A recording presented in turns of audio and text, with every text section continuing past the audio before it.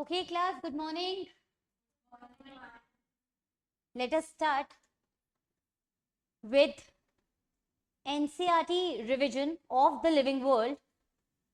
क्योंकि कल हमने अपना चैप्टर तो पढ़ लिया था, अब हमारी रीडिंग रहेगी फ्रॉम एनसीईआरटी, हमारे डाउट्स रहेंगे फ्रॉम एनसीईआरटी, और एक हमें बेसिक आइडिया लेना है कि जितना हमने कल पढ़ा फ्रॉम दी पीपीटी, क्या वो सिमिलर कंटेंट हमें एनसीईआरटी में मिल रहा है? एनसीईआरटी में कुछ एक्स्ट्रा तो नहीं मिल रहा, because the only Bible, the only ग्रंथ, the only Quran we have is NCERT, right? सिर्फ एनसीईआरटी है जो आपकी की है to every question that you will be having in your syllabus. Okay, चलिए जी। तो सबसे पहले हमारा जो फर्स्ट पैरा है वो आपको ये बता रहा है कि वैरायटी ऑफ लाइफ फॉर्म रहती है, जिसको हम किस नाम से जानते हैं? Biological diversity. ठीक, उसके बाद में ये जो बायोलॉजिकल डाइवर्सिटी है ये एग्जिस्ट कर रही है in the variety of habitats which are ranging from mountain, deciduous forest, oceans, fresh water lake, deserts, hot springs, which is obviously known to us. तो ये भी हम कल डिस्कस कर चुके थे कि जो बायोलॉजिकल डाइवर्सिटी है वो almost at each and every place exist करेगी, और बायोलॉजिकल डाइवर्सिटी वेरी करेगी from the smallest life form that is from approximately I can say the single celled prokaryotic organism to up to the level of we are existing. ये हमने कल अच्छे से पढ़ा था। अब उसके बाद में हमारी एनसीईआरटी एक लाइन लिखती है जो मैंने कल भी कहा था, आप एंड में कहा था, तो ये लाइन भी एक अच्छी लाइन है जिससे क्वेश्चन बन सकता है। So that's why I am highlighting this particular line. ध्यान से देखिएगा क्या कह रहा है, the ecological conflict and cooperation, मतलब झगड़ा भी और कोऑपरेशन भी, किसमें? इकोसिस्टम में। इकोसिस्टम क्या चीज होती है?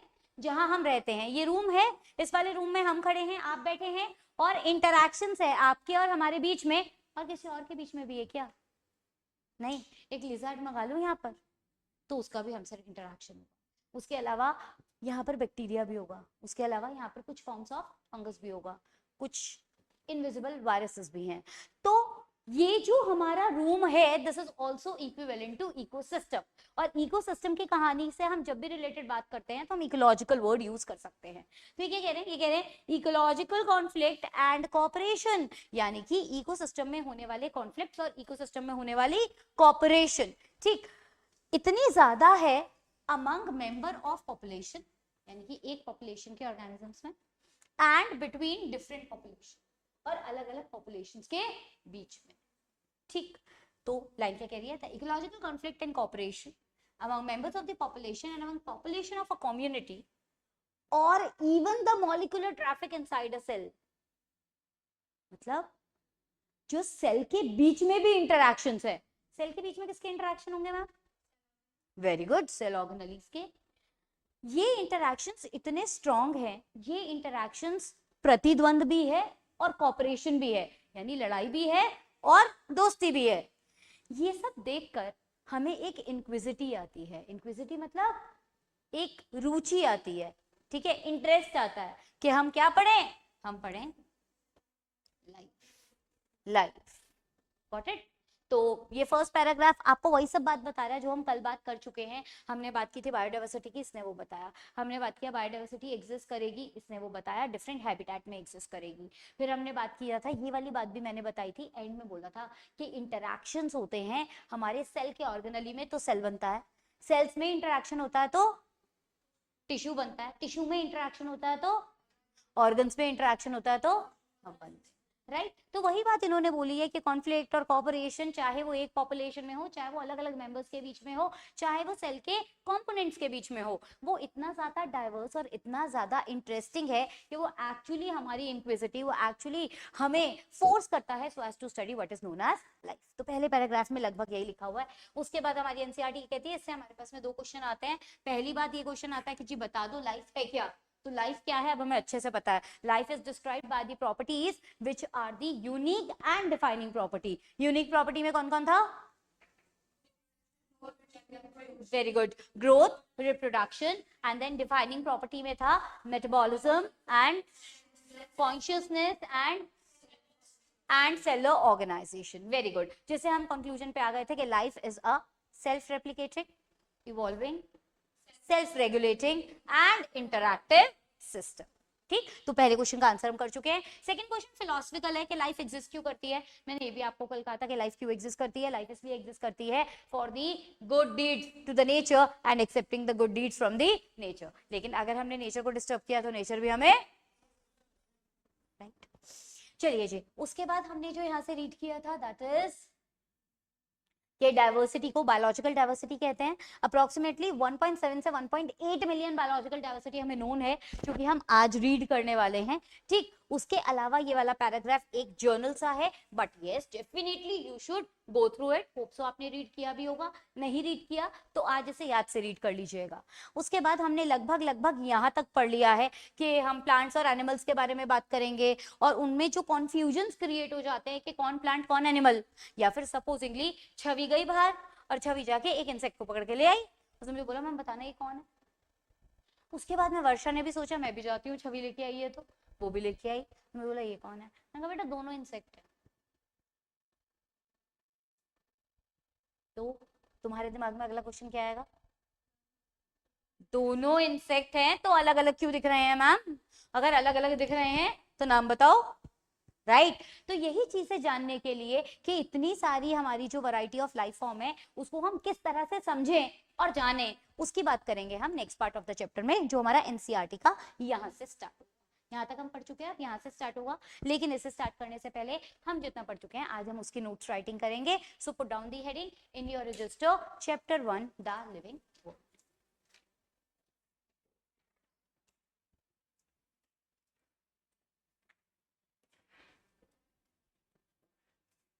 तो सबसे पहले लिखिएगा एक journal line without putting any heading, variety of life forms, variety of life forms existing, variety of life forms existing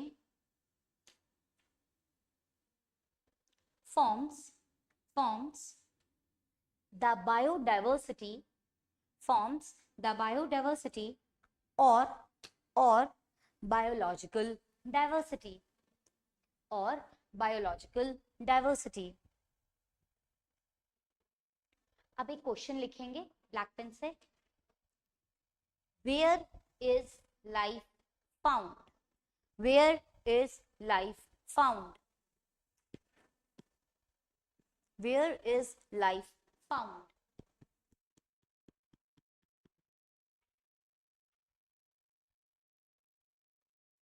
इसमें लिखेंगे life is found, life is found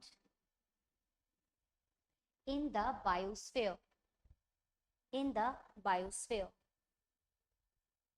due to complex interactions, due to complex interactions between living and non-living components, between living and non-living components। Then heading डालेंगे biosphere. ऐसे ही बिल्कुल छोटी छोटी headings में काम कराऊंगी, बहुत ज्यादा लेंथी पैराग्राफ्स नहीं होंगे। बायोस्फीयर में लिखेंगे कंपोनेंट्स या नॉन लिविंग थिंग्स, जो आपको इजी लगे वो लिख लीजिए। बायोस्फीयर में लिखेंगे biosphere, biosphere is composed of, biosphere is composed of lithosphere, lithosphere, lithosphere को स्पेल कर लेंगे ना बेटा, नहीं कर पाएंगे तो देखिए ये लिखा lithosphere, ब्रैकेट में लिखेंगे the land comma, hydrosphere bracket में लिखेंगे द वाटर, and atmosphere और ब्रैकेट में लिखेंगे air। Biosphere is composed of lithosphere, the land, hydrosphere, the water and air। Full stop लगा देंगे और फुल स्टॉप लगा के एक लाइन लिखेंगे, जी रुक गए,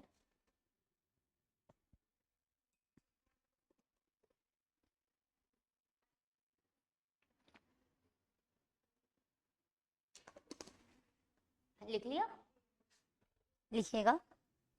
the upper part of lithosphere,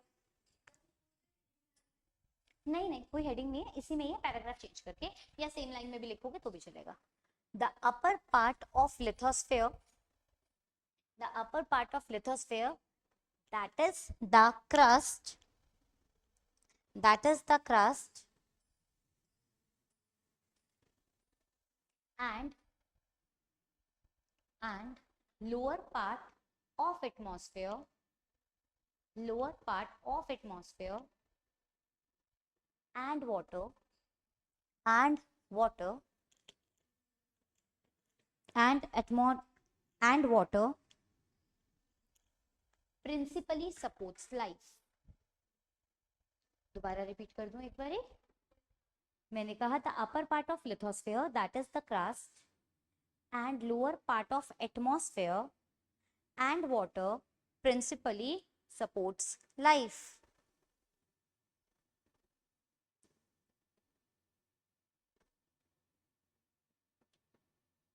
paragraph change करके इसी वाली हेडिंग में लिखेंगे,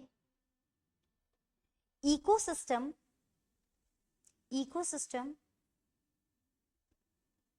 is the functional unit, ecosystem is the functional unit of biosphere, of biosphere, ecosystem is the functional unit of biosphere where living and non-living component, where living and non-living component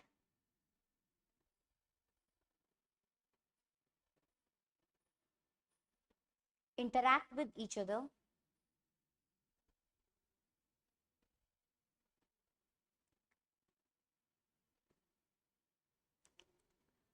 बस इतना कि ecosystem के बारे में आपको पता होना चाहिए, इकोसिस्टम वर्ड जैसे ही है आप एकदम से रिलेट कर सकें। अब इसके बाद में लिखेंगे present atmosphere, present atmosphere,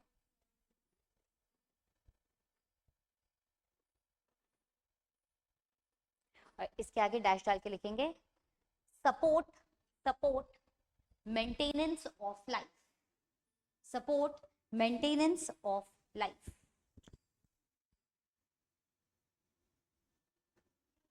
support maintenance of life, heading थी ये, ठीक है। इसमें लिखेंगे अब हेडिंग में, इस वाले में carbon dioxide, carbon dioxide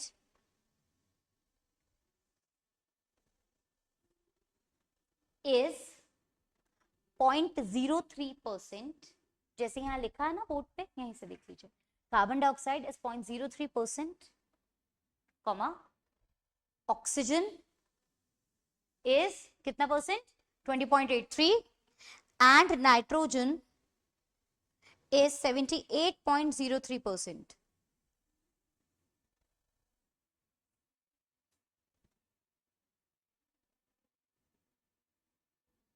Full stop. Such a combination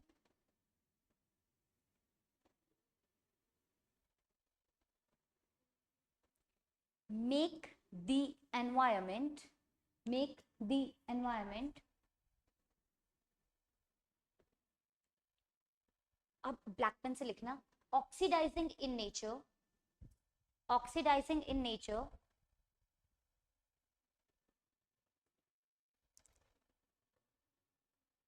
as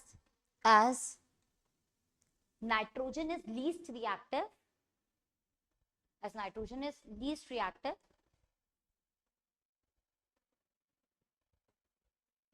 with maximum percentage.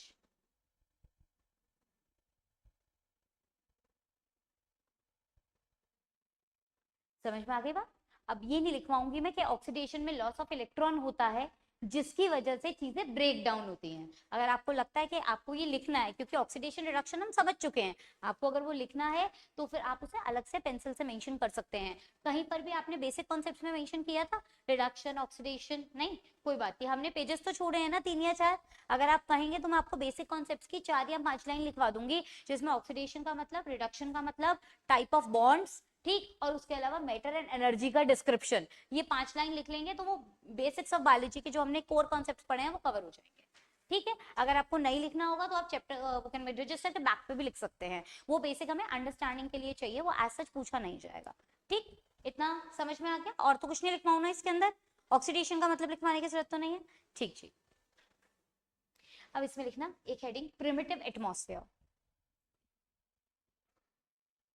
और पूरी हेडिंग बनाना ब्लैक पेन से ही, primitive atmosphere supported evolution, primitive atmosphere supported evolution, primitive atmosphere supported evolution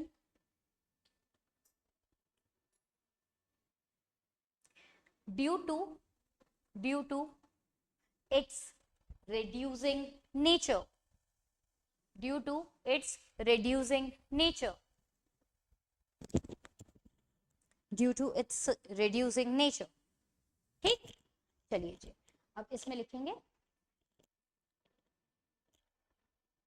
there was, पहला point लिख लो, इसमें से 2 या 3 blue pen से पॉइंट्स बनेंगे। there was no free oxygen, there was no free oxygen on primitive earth, on primitive earth।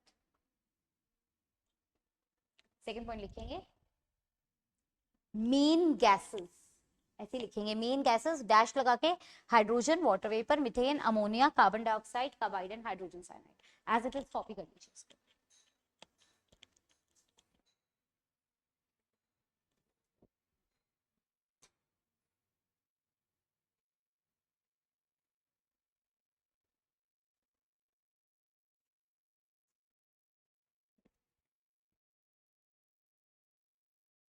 लिख लिया बेटा?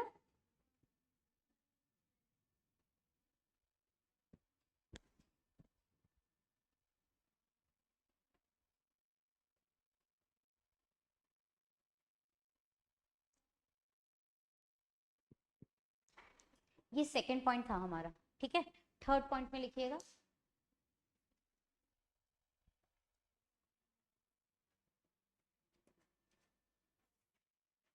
Due to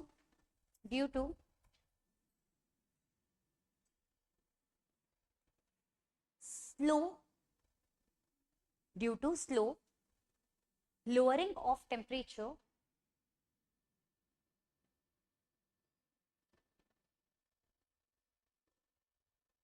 comma water vapor condensed, water vapor condensed, water vapor condensed, forming oceans, forming oceans। next point, in water, in water, comma numerous reactions, in water, comma numerous reactions took place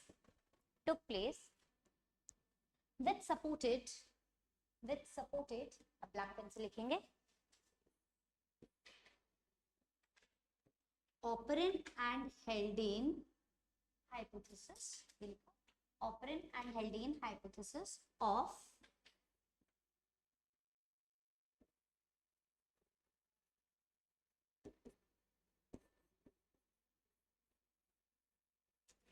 chemical evolution precedes biogenesis।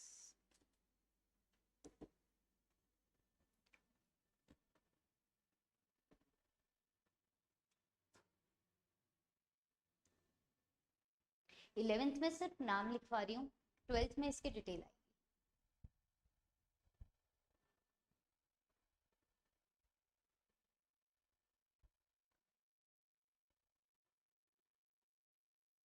Next point and the last point in this heading, this hypothesis was proven by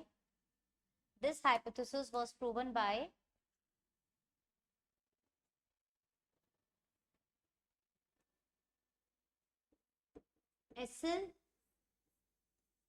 Miller experiment, S.L. Miller experiment, S.L. Miller experiment।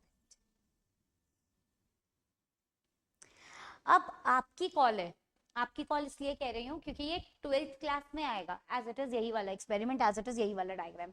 अगर आप चाहते हैं कि इस diagram से थोड़ा बहुत आपका रिलेशन बना रहे और जब आप 12th क्लास में से पढ़ें तो आपको कुछ नया ना लगे, तो आप इस वाले डायग्राम के लिए स्पेस दे सकते हैं और ये डायग्राम एज इट इज बना सकते हैं। ये डिस्चार्ज ट्यूब एक्सपेरिमेंट कहलाता है। जैसा कि मैंने बताया था, इन्होंने डिस्चार्ज ट्यूब लिया, टेम्परेचर मेंटेन किया अर्ली अर्थ का 800 डिग्री सेल्सियस, डिफरेंट गैसेस ली जो कि सेम थी एज ऑन अर्ली अर्थ। इसके अंदर वाटर का इनफ्लो एंड आउटफ्लो मेंटेन किया, वाटर को कंडेंस किया, ठीक, जिससे वाटर कलेक्ट हो गया।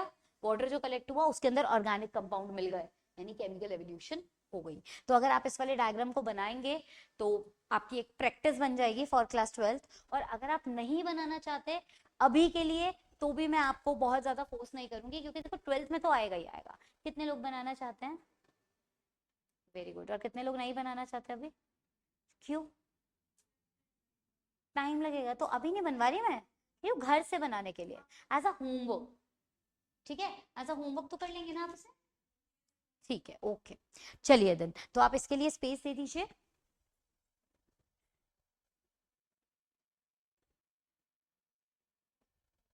स्पेस दे दीजिए, घर जाके बना सकते हैं। अब घर जाके कैसे बनाएंगे? दो तरीके हैं, हाँ जी। यूट्यूब की भी नीड नहीं है। हम क्या करेंगे, जैसे अभी अभी मैंने यहाँ पर एनसीईआरटी का नाम लिखा, गूगल पे डालेंगे NCERT chapter evolution class 12th, NCERT chapter evolution class 12th। उसके अंदर आपको सेकंड या थर्ड पेज पे मिल जाएगा ये वाला diagram as it is. Okay, sure. चलिए, अब इसके बाद ये भी लिख लेते हैं, मोस्ट प्रिमिटिव और एंसेस्ट्रल ऑर्गेनिज्म, हेडिंग डाल दीजिए, मोस्ट प्रिमिटिव और एंसेस्ट्रल ऑर्गेनिज्म, मोस्ट प्रिमिटिव और एंसेस्ट्रल ऑर्गेनिज्म।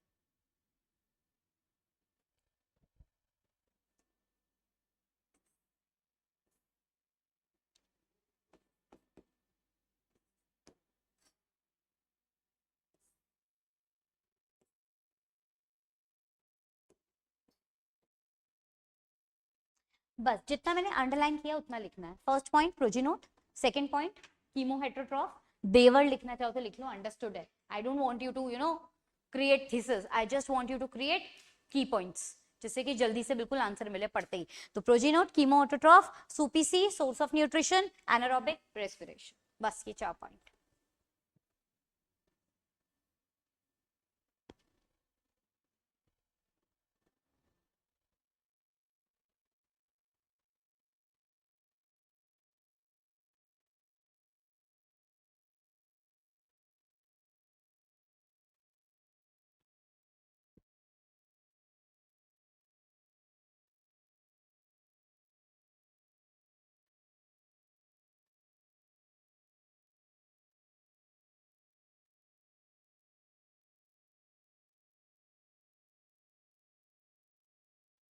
डन।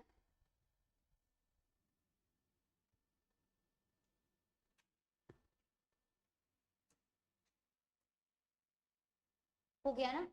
या अभी बैक कर दो, किसी का हाथ तो नहीं?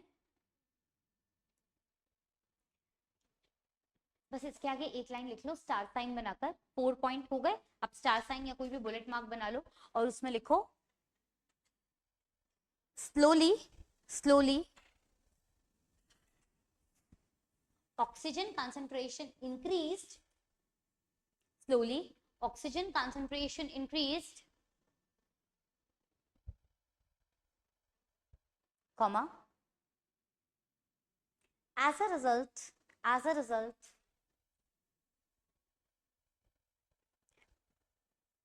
aerobic organisms, aerobic organisms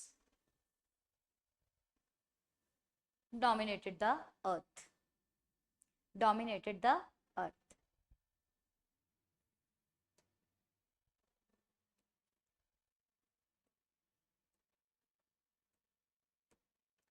अब हेडिंग डालेंगे, what is a living organism, what is a living organism.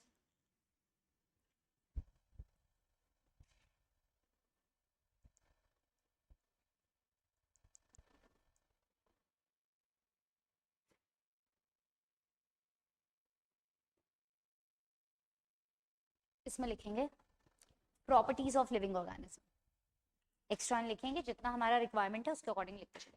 Properties of living organism, properties of living organism.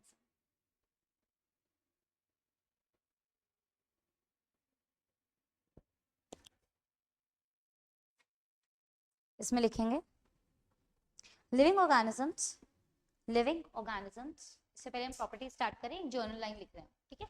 Living organisms are described, living organisms are described by unique and defining property, by unique and defining property,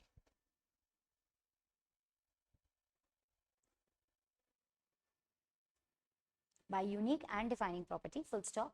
Defining property, defining property has no exception, exception कौन सा वाला, इसमें लिख दो, defining property has no exception, EXCEPTION, defining property has no exception। ठीक, मतलब समझ गए ना, यानी डिफाइनिंग प्रॉपर्टी एकदम सटीक रहेगी without any exception, unique property में हमें एक्सेप्शंस दिखेंगे। इसको अगर आप और डिस्क्रिप्टिव लिखना चाहें तो आप एक और लाइन इसमें ऐड कर सकते हैं, अगर आप कहेंगे तो ऐड करवाऊंगी वरना नहीं। Unique property can be present in non living but with modification and has exceptions. लिखवा दो, बेटर अंडरस्टैंडिंग दे रहा है, लिख लो। Unique property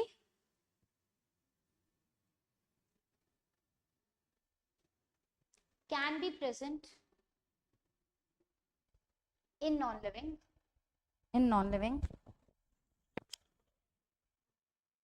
with modification, or have exception।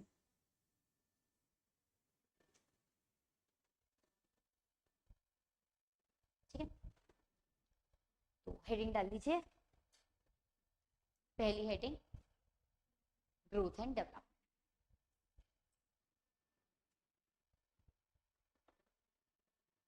Notes लेंदी तो नहीं लग रहे, जहां लेंदी लगे मुझे रोक देना, मैं इसको और शॉर्ट करा दूंगी। मैं ये चाहती हूँ जब आप रजिस्टर खोलो तो आपका पढ़ने को मन करे, आपका ये ना हो कि आपने जैसे ही रजिस्टर खोला आपको लगा ये क्या हमारे पास में इतनी मोटी किताब है। नहीं, किताब है, वो पढ़ेंगे एनसीईआरटी, लेकिन ये दूसरी किताब नहीं बनेगी। This would just be the short hand notes, this would just be the supportive element that you wish to read. जितना मैंने पढ़ा उससे अगर नोट्स कनेक्ट हो रहे हैं तो फायदा है, जितना मैंने पढ़ाया उससे आपको नोट्स डिसकनेक्टेड लग रहे हैं तो कोई फायदा नहीं है ऐसे नोट्स का। ठीक है, तो इसलिए जहां आपको लगे कि मैम ये वाली बात नहीं समझ में आ रही, इसको आप थोड़ा मॉडिफाई करके लिखवाओ, हमें इसे लर्निंग में दिक्कत आएगी, वहीं रोक देना। देखो बायो का जो है क्लास में 3 पर्पस है बायो के।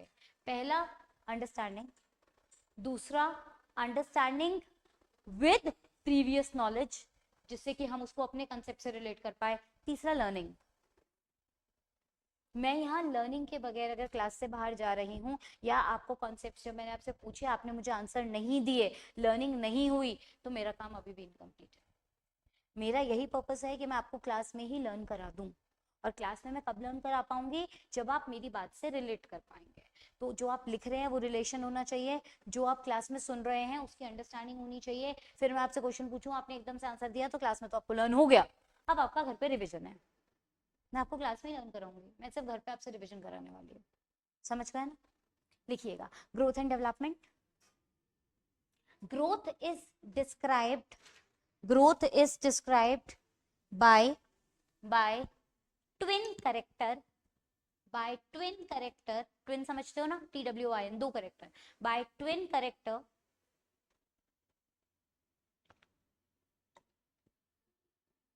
डैश लगा के लिखिएगा, increase in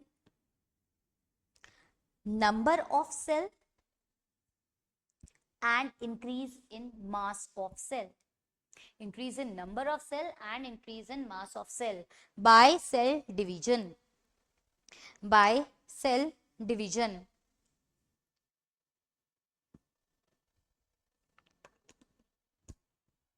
एनसीईआरटी में ये वर्ड है तो नहीं, ये लिखाऊंगी नहीं, लेकिन अगर बाई चांस कभी आपको ये वाला वर्ड दिख गया तो आपको पता होना चाहिए। एक वर्ड होता है हाइपरट्रॉफी,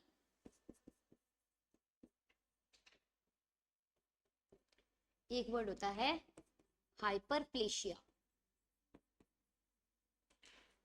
ठीक है, देखो ट्रॉफी, ट्रॉफी का मतलब है इंक्रीज इन मास, प्लेशिया का मतलब है increase in number of cell. दो है नहीं, लेकिन मैंने आपको जस्ट फॉर द रिकॉल बता दिया कि प्लेशिया मतलब increase in number of cell and hypertrophy मतलब increase in mass of cell.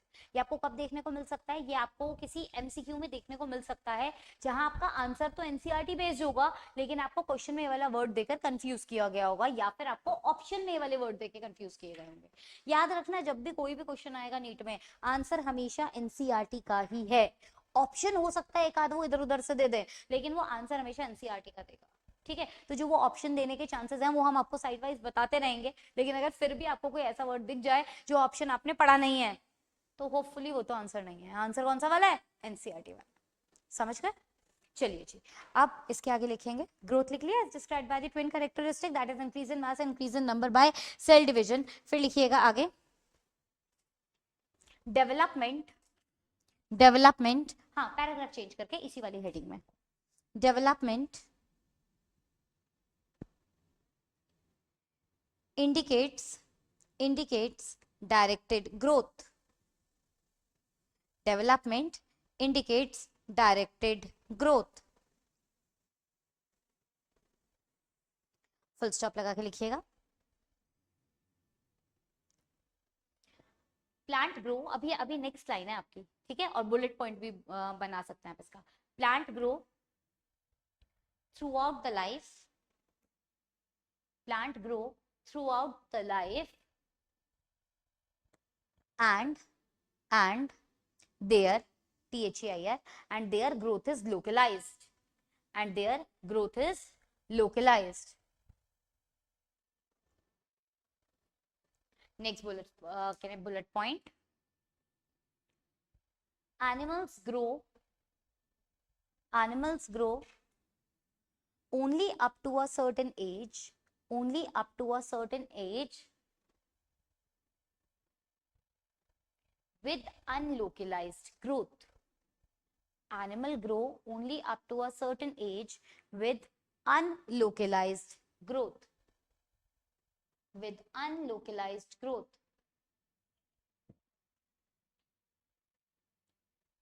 Comma, however repair continue throughout life, however repair continue throughout life। Repair होती रहती है, लेकिन ग्रोथ कब तक होगी? सिर्फ एक स्पेसिफिक एज तक। Continue through out life, through out life.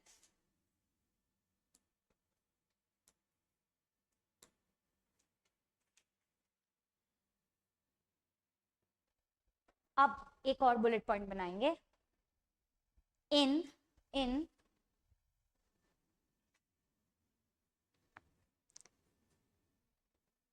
unicellular organism, in unicellular organism, cell division helps in, cell division helps in growth and reproduction,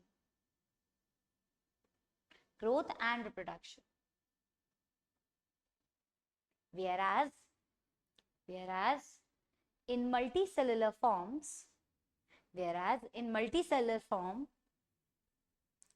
growth and reproduction are mutually exclusive, growth and reproduction are mutually exclusive, mutually exclusive।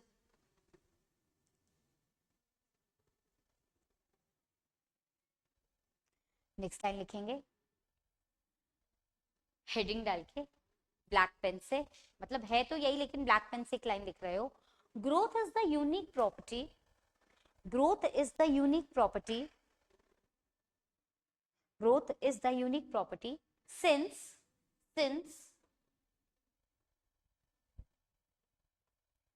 non-living objects since non-living object also grow, since non-living object also grow by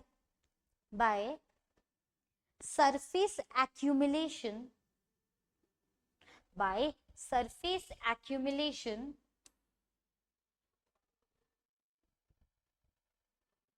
that is externally, that is externally.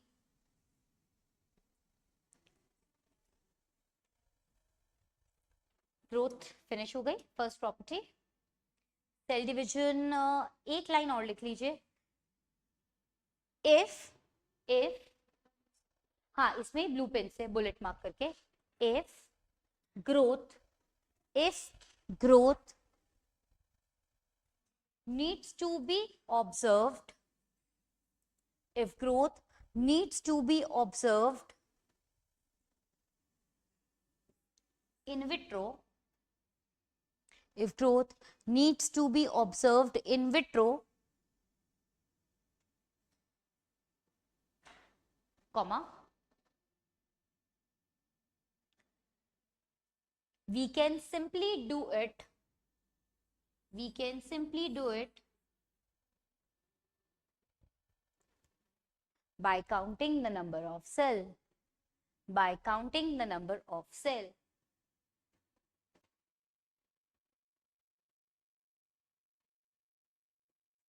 ठीक, अब देखो इसके अंदर क्या क्या questions हमारे पास में बन सकते हैं. हो सकता है आपको कोई ऐसे MCQ they they, increase in body mass only can be growth, increase in body mass and number is only growth, which is true, which is false, assertion, reason.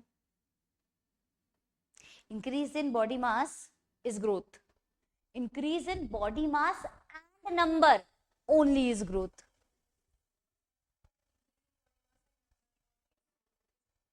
ठीक है, and increase in body mass is also growth, it's also growth. Twin characteristic है, लेकिन अगर मास भी बढ़ रहा है तो ग्रोथ तो हो रही है ना. देखो ऐसे जब आप एनसीईआरटी पढ़ोगे ना तो आपको ऐसे ऐसे वर्ड्स मिलेंगे. तो ये तो हमारा डिडक्टेड पोर्शन है, तो इसके अंदर हम बहुत ज्यादा एम्फेसिस नहीं देके चल रहे, लेकिन जो हमारा डिलीटेड पोर्शन नहीं है, क्योंकि ये तो मुझे तुम्हें बेसिकली अंडरस्टैंडिंग देनी है थ्रू आउट द बायोलॉजी, तो दैट्स व्हाई मैंने करा दिया, क्योंकि ये टॉपिक जरूर डिलीटेड है, लेकिन ऐसा नहीं है कि ये वाला टॉपिक बहुत ज्यादा इनसिग्निफिकेंट है, मुझे कहीं ना कहीं यूज हो ही रहा है, तो दैट्स व्हाई मैंने ये आपको कराया. लेकिन आगे से मैं जो भी टॉपिक कराऊंगी ना उसमें इसी तरह से मैं लाइंस को मार्क करके पूछूंगी कि देखो भाई ये लिखा है ना एनसीईआरटी में, one must remember that increase in body mass is considered as growth. तो इसलिए वो दोनों ट्रू हो गए. ट्विन कैरेक्टरिस्टिक जरूर है, लेकिन अगर मास भी बढ़ रहा है तो ग्रोथ तो हो ही रही है ना. नंबर बढ़ रहा है तो भी ग्रोथ हो रही है, दोनों हो रहा है तो भी ग्रोथ हो रही है. ठीक, अब मैं कह दूं मास बढ़ रहा है, नंबर बढ़ रहा है, और उसके बाद नंबर ऑफ सेल्स ने डिसाइड किया कि मैं तो क्या करूंगा, मैं तो डाइजेस्टिव सिस्टम बनाऊंगा, तो भी ग्रोथ हो रही है. ग्रोथ एंड डेवलपमेंट, वो डायरेक्टेड ग्रोथ है, लेकिन है तो वो भी ग्रोथ ही ना.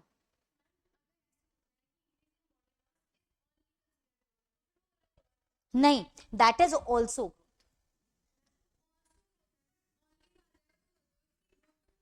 नहीं ट्विन कैरेक्टरिस्टिक से होती है वो बात तो आपकी सही है, लेकिन इज ओनली वाला अगर कॉन्सेप्ट आएगा तो फिर आप एक काम करेंगे, मोस्ट करेक्ट आंसर ढूंढेंगे. जहां आपको इस तरह से रैशनलिज्म मिले या आपको लगे कंफ्यूजन आ रहा है, तो उसके अंदर फिर आप मोस्ट करेक्ट ढूंढते हैं. तो अगर ओनली भी आ रहा है, इज ओनली ग्रोथ, आप सही कह रहे हो कि उसमें ये कहना चाह रहे हो कि सिर्फ मैम वही ग्रोथ है क्या. हाँ कह सकते हो, you are saying it correct. ठीक, तो समझ गए, कोई कंफ्यूजन तो नहीं है यहाँ तक, श्योर. चलिए, अच्छा एक क्वेश्चन पूछते हैं इससे पहले लिखवाएं, क्योंकि अभी लिखते लिखते बड़े थक से गए आप भी, और मैं भी डिक्टेट करते करते थक गई, मुझे भी समझाने में ही मजा आता है. तो एक क्वेश्चन पूछ लेती हूँ आपसे, ऐसे ही क्वेश्चन सा याद आ रहा है. मून पे लाइफ नहीं है या है? नहीं है, प्लॉटिंग तो हो गई, मैंने तो यही सुना है, प्लॉट प्लॉट कट गए हैं मून पे. ऐसा नहीं है, अभी नहीं कटे. अच्छा चल ठीक है, क्यों नहीं है मून पे लाइफ? एटमॉस्फेयर नहीं है. एटमॉस्फेयर में ऐसा क्या नहीं है, क्योंकि अब तो हमें ऑक्सीडाइजिंग एटमॉस्फेयर भी पता है, रिड्यूसिंग भी पता है. तो ऐसा क्या है जो मून पर नहीं है जिसकी वजह से मून पे लाइफ नहीं आ पा रही? क्योंकि अब तो हमें पता है कौन सा एटमॉस्फेयर सपोर्ट करता है एवोल्यूशन को, और कौन सा एटमॉस्फेयर सपोर्ट करता है लाइफ को. मेंटेनेंस को कौन सपोर्ट करता है? Oxidising atmosphere. और एवोल्यूशन को कौन सपोर्ट करता है? Reducing atmosphere. तो मून पे ऐसी क्या दिक्कत है कि मून पे लाइफ नहीं है? आप बताएंगे ओम, सोच के बताओ, एक एक से पूछूंगी. हाँ जी, ऑक्सीडाइजिंग एटमॉस्फेयर नहीं है, क्यों नहीं है? कौन सी गैस मिसिंग है? ऑक्सीजन। ऑक्सीजन नहीं है तो क्या हुआ, हम तो जब इवॉल्व हुए थे तब ऑक्सीजन तो हमारे पास भी नहीं थी, नहीं थी ना। क्या क्या था अर्ली एटमॉस्फेयर पे, hydrogen, water vapour, methane, ammonia and carbides and hydrogen cyanide in traces.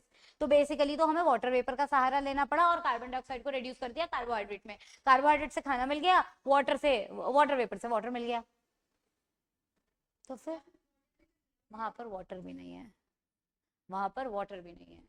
और हमें नहीं पता कि वहां के एटमॉस्फेयर में वेपर्स का प्रेजेंस है, अगर होता तो दैट मस्ट हैव कंडेंस। तो यही प्रॉब्लम आ रही है कि ना तो वहां पर वाटर है और ना ही वहां पर ऑक्सीजन है। Definitely oxygen is required slowly and gradually it is, लेकिन उसको बनाने के लिए भी कुछ सोर्स चाहिए है हमें, लेकिन वो सोर्स भी अवेलेबिलिटी नहीं है। That's why there is no life on moon. Okay, कहीं पर भी अगर लाइफ नहीं है तो उसका रीजन यही है कि वहां का एटमॉस्फेयर रिड्यूसिंग एटमॉस्फेयर नहीं है and there is lack of water. सबसे इंपॉर्टेंट है water, water is the cradle of life. Okay, चलिए जी नेक्स्ट कैरेक्टरिस्टिक लिखे, reproduction.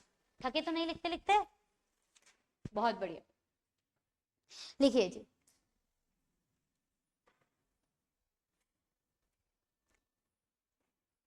ability of an organism ability of an organism ability of an organism to generate similar to oneself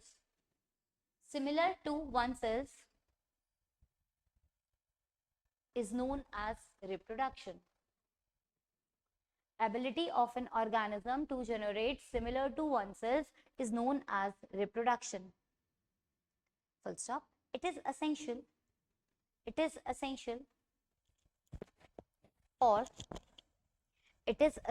for survival of species. It is essential for survival of species. Full stop. Paragraph change. There are TWO, two modes of reproduction. There are two modes of reproduction. इस तरह से दो columns बना लीजिएगा, sexual reproduction. इतना नहीं लिखवाऊंगी बिल्कुल brief में, लेकिन हाँ कॉलम्स बनाने पड़ेंगे just to differentiate between them, sexual reproduction and sexual reproduction.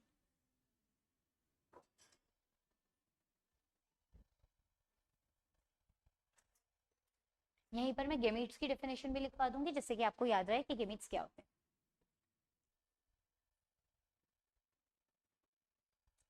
बोले, लिखिएगा सेक्सुअल रिप्रोडक्शन में only one parent is involved.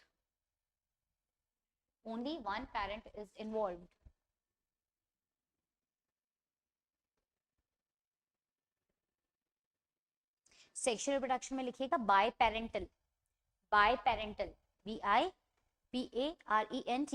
Bye parental. Second point लिखिएगा sex organs are not formed, किसमें लिखा है, एसेक्सुअल में। Sex organs are not formed.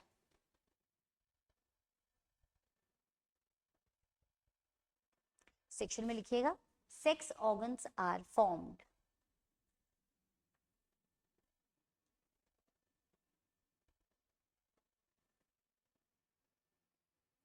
Third point लिखेंगे asexual में नो